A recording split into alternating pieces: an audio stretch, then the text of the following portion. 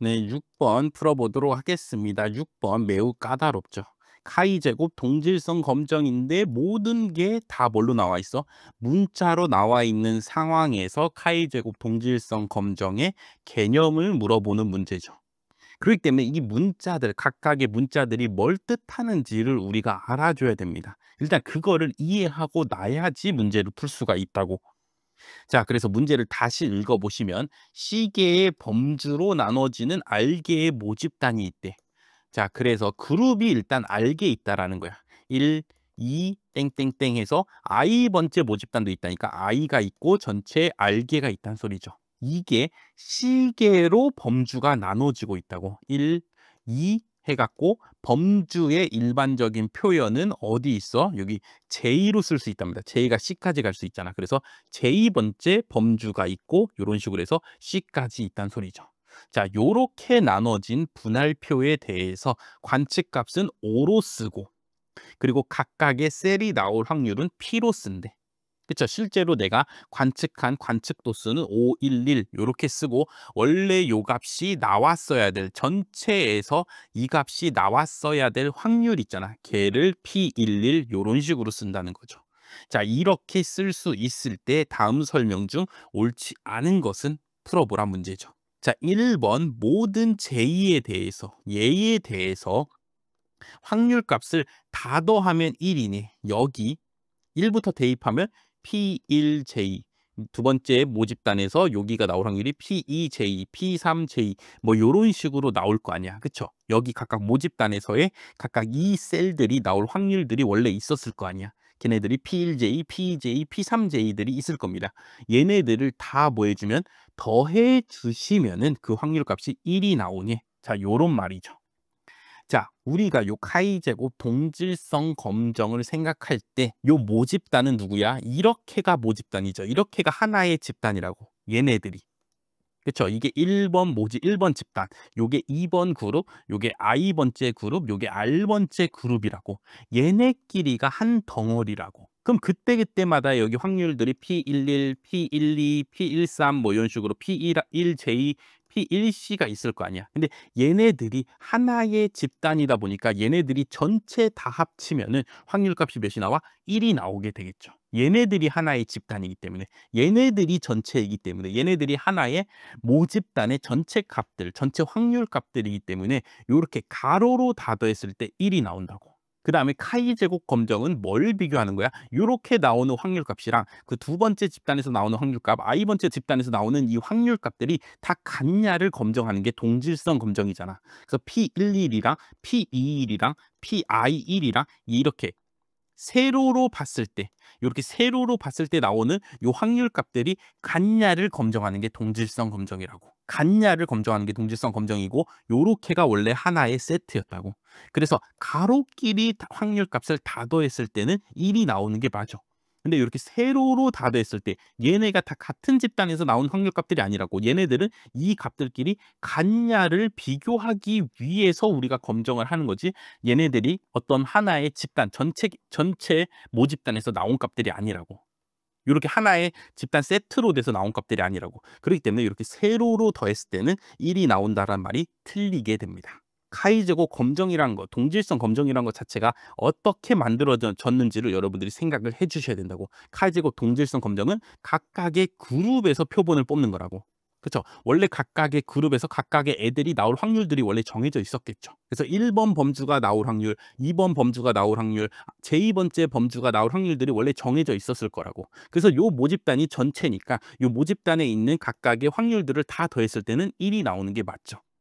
근데 2번 모집단에서 나오는 확률 값이랑 1번 모집단에서 나오는 확률 값은 원래 관련이 없다고. 상관이 없다고. 그렇기 때문에 이렇게 세로로 더했을 때는 1이 나오냐라고 할 수가 없다고. 오히려 얘네들이 같냐를 지금 검정하는 거라고.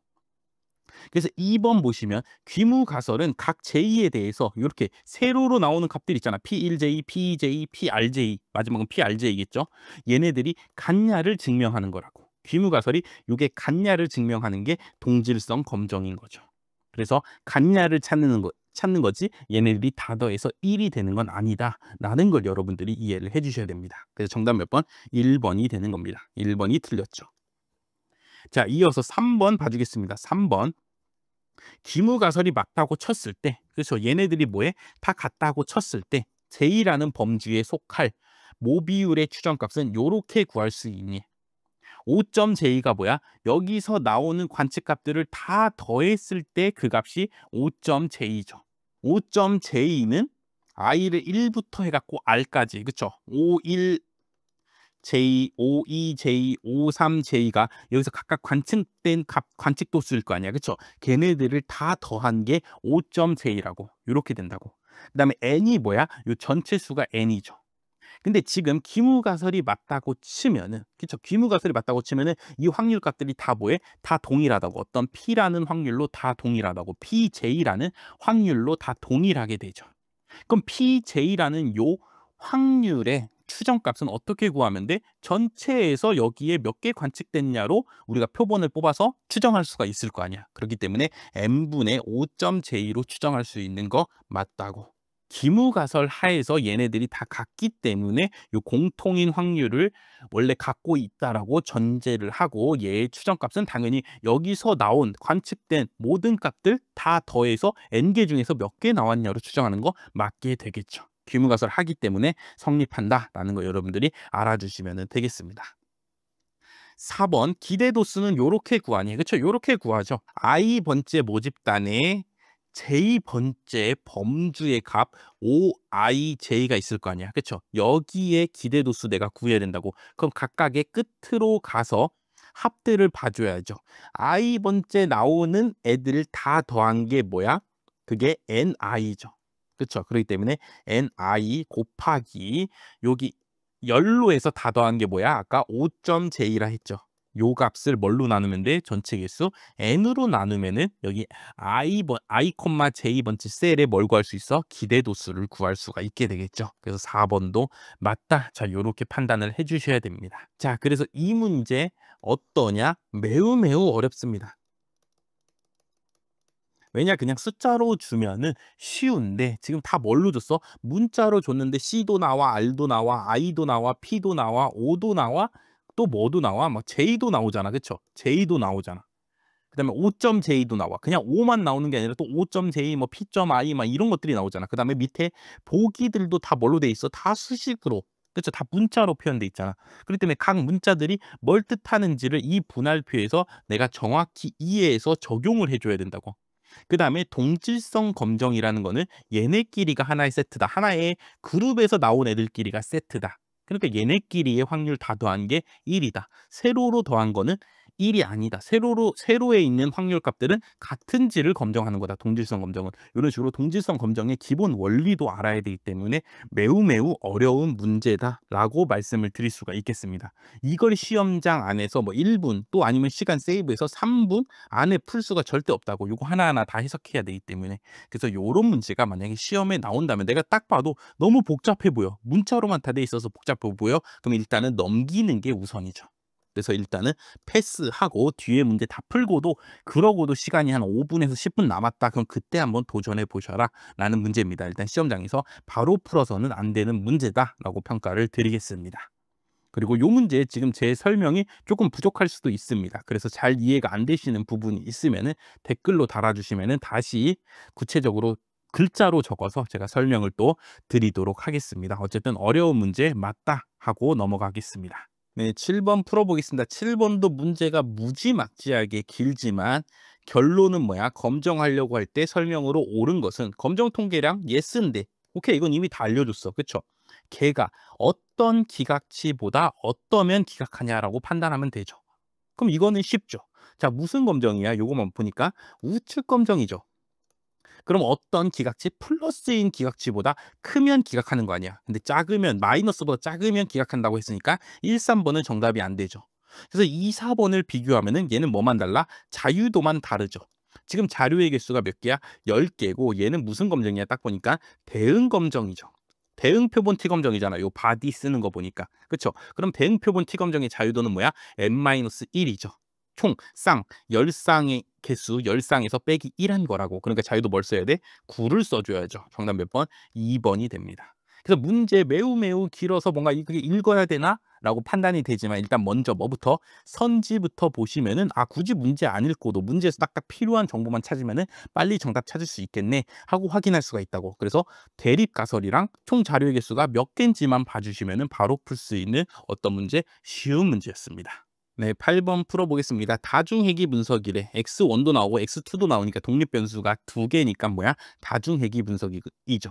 그래서 다중회귀 분석의 회귀 개수 유의성 검정 결과표를 주어졌을 때 이에 대한 설명으로 옳지 않은 것은 찾는 겁니다. 자, 1번 Y에 X2가 X1보다 더 크게 영향을 미치냐? 변수끼리의 영향력 대결을 하고 싶대. 자, 요거는 누굴 보고 판단하는 거야? 바로 표준화 개수를 보고 판단하는 겁니다. 자, 예를 들어 비표준화 개수는 뭐야? 그냥 요 회귀 개수의 추정량이죠. 그래서 어떤 놈은 100이고 어떤 놈은 1이야. 근데 애초에 X1은 센티미터고 예를 들어 X2는 예를 들어 킬로미터야. 그래서 센티미터는 100이 변해봤자 어차피 100cm밖에 안 변하는 거잖아. 근데 X2는 단위가 원래 킬로미터여서 1만 변해도 1km가 변한다고. 그죠? 1000m가 변한다고. 얘는 100이 변해야 그나마 얼마큼 변해? 1m 변하는 건데 얘는 1만 변해도 벌써 이미 1000m가 변하는 거죠. 이런 식이기 때문에 요 비표준화 개수 갖고는 영향력을 비교할 수가 없다고.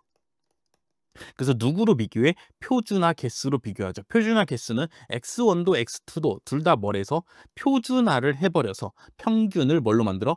평균을 0 분산을 1로 만들었기 때문에 이제는 비교할 수가 있는 거야.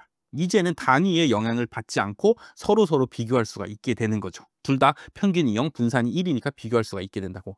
그래서 이 표준화 개수의 절대값이 클수록 영향이 더 있는 거죠. 그래서 X1의 표준화 개수는 0.816, X2의 표준화 개수는 1.337인데 뭘로 비교한다고? 절대값 취해서 비교한다고. 그럼 X2가 더 크죠? 1.2니까. 자, 그렇기 때문에 X2가 더 영향을 미친다라는 설명 맞게 되죠. 그래서 다중회귀 분석에서 변수끼리의 영향력은 표준화 개수가 절대값이 클수록 영향이 더 크다라는 거 이 문제를 통해서 여러분들이 기억해 주시기 바라겠습니다. 자, 2번 둘 다 유의하니. 유의확률 보니까 다 0보다 작잖아. 그쵸? 그럼 유의한 거 맞죠? 3번 X1이 고정되어 있을 때 X2가 증가하면 Y는 감소하는 경향이 있니? 그럼 X2에 뭘 보면 돼? 회귀 개수 봐주면 되죠. 회귀 개수가 지금 마이너스죠. 그렇기 때문에 X2가 커지면 Y는 어떻게 되겠어? 줄어들게 되겠죠. 그래서 3번 설명도 맞죠. 자, 4번 X2가 고정되어 있을 때 X2는 빼고 X1이 한 단위 증가하면 Y는 0.816배 증가하니 X1에 뭘 보면 돼? 회귀 개수를 보면 지금 몇이야? 1.971이죠. 그래서 요걸로 어떻게 해석해야 돼? X1이 한 단위 증가하면 Y는 1.971 단위 증가한다. 그렇죠? 요런 비례 관계를 누가 나타내는 거야? 회귀 개수가 나타내 주는 거죠. 근데 0.816은 뭐야? 표준화 개수이기 때문에 표준화 개수로 얘네들이 어느 정도 비례 관계가 있는지 보는 것도 아니라고. 표준화 개수는 뭘 위해서 구한 거야? 영향력을 비교하기 위해서 구하는 거라고. 그렇기 때문에 각각 몇 배 증가하는지 내가 알고 싶으면 일단 비표준화 개수를 봐주셔야 됩니다. 자, 그리고 배도 아니라고. 얘가 단위 증가했잖아. 그럼 똑같이 Y도 단위 증가해야죠. 배로 증가하는 게 아니라고. 비표준화 개수, 회귀 개수를 해석할 때는 X가 한 단위 증가하면은 요 회귀 개수 단위만큼 증가한다. 자, 요런 식으로 해석을 해줘야 된다라는 것까지 요 문제를 통해서 기억해 주시길 바라겠습니다. 그래서 4번은 두 부분 때문에 틀렸다. 일단 표준화 개수를 쓰는 게 아니다. 서로 비교할 때. 독립변수와 종속변수를 비교할 때 표준화 개수를 쓰는 것도 아니다. 그 다음에 배로 해석하는 것도 아니다. 라는 거 여러분들이 이 문제를 통해서 기억해 주시기 바라겠습니다. 그래서 다중회귀 분석 한 번이라도 공부해 봤다면은 나머지 요 세 개 설명이 매우 쉽게 판단할 수 있는 설명들이기 때문에 충분히 풀 수 있는 문제다라고 평가를 드리겠습니다. 네, 9번 7급에서만 나오는 문제죠. 뭘 구하래? 최대 가능도 추정량 구하랍니다. 모수 뮤의 최대 가능도 추정량을 구해봐라 했으면 어려울 수도 있죠. 근데 이 밑에는 뭐야? 구하는 과정을 내가 설명으로 적어 놓을 테니까 이 설명 중에 옳지 않은 거 골라봐라 라니까 쉽게 여러분들이 판단을 할 수가 있을 겁니다. 자, 그래서 MLE 최대 가능도 추정량 어떻게 구해? 일단 가능도 함수를 로그 취해서 로그 가능도 함수로 만드는 거 맞죠, 일단. 자, 그러고 나서 로그 가능도 함수를 미분해서 0으로 되게 해주는, 그렇죠? 가능도 함수를 최대로 만들게 해주는 그 방정식의 해를 구한다고. 자, 그래서 얘가 구해봤더니 요렇게 나왔대. 뭐 그렇게 나왔나 보죠. 그럼 얘는 지금 뭐야? 얘가 바로 표본 평균이죠. 그래서 일반적으로 당연히 모평균의 최대 가능도 추정량 아니면 뭐 불편 추정량 요런 거 구하면 당연히 웬만하면 뭐가 나오겠어? 당연히 표본 평균이 나오는 거 맞겠죠. 내가 진짜 이렇게 나오는지 하나하나 원래는 검정해 봐야 되는데 일단은 시험 문제 푸는 거니까 맞다 맞다 맞다 하고 일단 넘어와 봐. 자, 그렇게 넘어와서 4번을 봤더니 최대 가능도 추정량은 편의 추정량이니 지금 최대 가능도 추정량 3번이 맞다고 치면 누구라고? 표본 평균이라고. 근데 표본 평균은 당연히 우리가 뭘로 알고 있어? 불편 추정량으로 알고 있죠. 근데 편의 추정량이라 했으니까 누가 좀 약간 어색해? 4번이 조금 어색해져. 하죠. 그래서 4번을 정답으로 고르시면 됩니다. 자, 그래서 웬만한 상황에서 모평균의 최대 가능도 추정량은 표본 평균입니다. 그리고 표본 평균은 다 성립한다고. 그렇죠? 불편성, 뭐 유효성, 충분성, 뭐 최소 분산 뭐 이런 게 다 성립한다고. 그렇죠. 모평균에 대해서 추정량으로 표본 평균을 쓰면 이런 것들이 다 성립하다 보니까 우리가 검정이나 추정할 때 무조건 누굴 써? 표본 평균을 갖다 쓰는 거죠. 그렇죠. 그래서 표본 평균이 웬만하면 다 성립하는구나. 근데 편의 추정량이라 했으니까 틀렸구나라고 치고 4번을 그냥 골라주시고 넘어가면 된다고. 그래서 시험장에서 진짜로 이렇게 되나? 진짜로 이거 뭐 해볼까? 미분해볼까? 그래서 진짜로 이거 나오나? 이렇게 확인하면 물론 좋겠죠. 근데 시험 시간은 시간이 없으니까 요 4가지 문장을 읽어보시고 가장 어색한 문장을 골라주시면 된다고. 그렇기 때문에 편의 추정량이란 말이 조금 어색하잖아. 그래서 4번 골라주시면 되는 거죠. 자, 물론 당연히 MLE 중에서 편의 추정량이 될 때도 있습니다. 예를 들어 모분산의 불편 추정량은 누구야? 모분산의 불편 추정량은 n-1로 나눈 값이죠. 근데 어떤 분포에 따라서는 모분산의 MLE를 구하면은 모분산의 최대 가능도 추정량을 구하면 n으로 나눈 경우가 나오는 경우도 있어. 그렇죠? 그럼 그 경우에는 얘네들이 다르잖아. 그렇죠? 편의 추정량이 될 수도 있다고. 근데 그거는 뭐 분산이나 나머지 특수한 경우에서만 되는 거고 평균에 대해서는 그래서 평균에 대해서는 웬만하면은 다 표본 평균이 불편 추정량이면서 MLE도 됩니다. 그런 약간 상식적인 생각으로 정답을 골라주시면 충분히 풀 수 있긴 풀 수 있는데 애초에 최대 가능도 추정량이라는 게 조금 어려운 문제이기 때문에 어렵다라고 표시를 해드리겠습니다. 네, 10번 풀어보겠습니다. 자, 10번은 또 뭐냐? 순서 통계량에 대한 문제입니다. 그래서 19년 7급 조금 난이도가 있다라고 지금 10번까지 풀었는데 평가를 드리겠습니다. 앞에서도 푸는데 시간이 진짜 오래 걸리고 생각해 봐야 될 문제들이 있었는데 10번에서 또 순서 통계량을 내니까 또 생각해 봐야죠. 자, 그렇기 때문에 19년 7급 상당히 어렵다라는 말씀을 먼저 드리고 문제 읽어보겠습니다. 자, 총 5개의 표본을 뽑았습니다. 구간 01 균일 분포에서. 자, 그랬을 때 얘네들이 나온 순서가 아니라 크기 순대로 이렇게 순서 통계량을 만들었을 때 요 4번째 순서 통계량의 기대값을 구하면 어떻게 되니? 그래서 순서 통계량 원래 풀 때는 순서 통계량의 확률 함수식, 뭐 누적 분포 함수식 이런 걸 다 외우고 가서 푸셔야 된다고. 근데 그러면은 너무너무 외울 게 많고 통계학에 공부할 게 너무너무 많다고. 근데 순서 통계량이 뭐 매년 나오는 것도 아니고 잘 안 나올 때도 있잖아. 근데 그거를 다 외워서 가기에는 너무 비효율적이기 때문에 순서 통계량의 기대값을 어떻게 하면은 쉽게 구할 수 있을지 제가 설명을 드렸습니다. 강의 중에. 개념 강의 중에 설명을 드렸다고. 자, 그래서 요거는 균일 분포일 때만 일단 되는 겁니다. 그리고 균일 분포 외에는 일단 우리 시험에 안 나와. 균일 분포 외의 순서 통계량은 일단 우리 시험에 한 번도 나온 적이 없으니까 그 외에는 여러분들이 공부하실 필요까지는 없고, 자, 균일 분포일 때 순서 통계량의 기대값 평균은 어떻게 구하냐? 자, 요렇게 구하는 거야. 자, 0부터 1까지 총 자료 몇 개? 5개의 값이 나올 거 아니야. 뭐 이렇게 나올 거죠. 그래서 그거를 크기 순으로 얘가 x1, 얘가 x2, 얘가 x3, 얘가 x4, 얘가 x5가 될 거 아니야. 자, 이런 식으로 했을 때, 자, 기대값이라는 게 뭐야?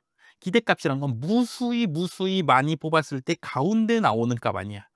자, 그래서 요렇게 뽑는 표본을 무수히 많이 하면은 요 5개가 균일 분포다 보니까 뭐 하겠어? 이렇게 균등하게 나올 거라고. 0부터 1 구간 사이에 5개의 값들이 뭐해? 각각의 요 구간들이 동일하게 해서 나와주게 될 거라고. 무수히 많이 뽑아서 뭘 구하면 기대값을 구하게 되면은 요 각각의 간격이 뭐 될 거라고? 동일하게 될 거라고. 한 번 뽑았을 때는 각각 간격이 당연히 다를 수 있죠. 근데 무수히 많이 뽑아서 뭘 구하면은 각각의 기대값을 다 구해 주셔서 평균 내보면은 얘네들이 균일 분포니까 나올 확률들이 다 동일하다 보니까 요 간격들도 균일하게 나와 줄 거라고 생각을 하는 겁니다. 평균의 성질에 의해서. 자, 그렇게 하고 나면은 요 간격이 총 몇 개 있어? 3개, 4개, 5개, 6개가 있죠. 그래서 하나당 6분의 1이 되는 거죠. 그래서 네 번째 값의 네 번째 순서 통계량의 기대값은 6분의 1을 0부터 몇 번가? 4번 가죠. 그래서 요 값이 몇이야? 6분의 4가 되고 3분의 2가 된다고. 정답 몇 번? 3번이 되는 겁니다. 그래서 요런 식으로 균일 분포일 때 순서 통계량의 기대값은 요렇게 생각해서 구해 주시면은 쉽게 바로 구할 수가 있다. 굳이 확률 밀도 함수 안 구하더라도 풀 수가 있다라고 제가 설명을 드렸습니다. 이제 요 정도는 여러분들이 기억해 줄 수 있잖아. 그렇죠? 그래서 이런 식으로 해서 순서 통계량의 기대값 구해 주시면 되겠습니다. 요 순서 통계량 자체가 어렵기 때문에 뭐 쉬운 문제는 아니고 근데 요런 생각만 해줬으면 쉽게 풀 수는 있다라고 결론을 드리겠습니다.